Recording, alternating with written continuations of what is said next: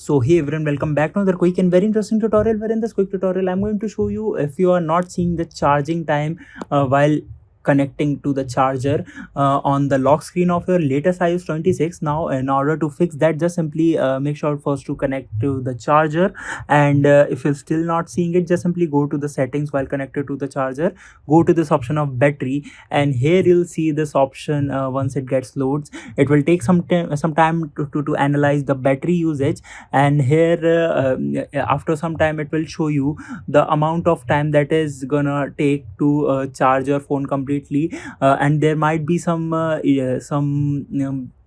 it will ask you, it may not work if you are not connected to any Wi-Fi or internet.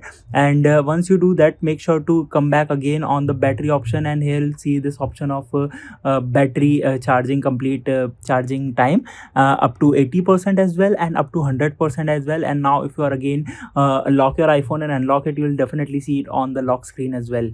Alright, so that's it for this tutorial. I hope this video will be helpful for you. Make sure to hit the like button and subscribe button for more such helpful and interesting tutorials. See you in the next one. Take care.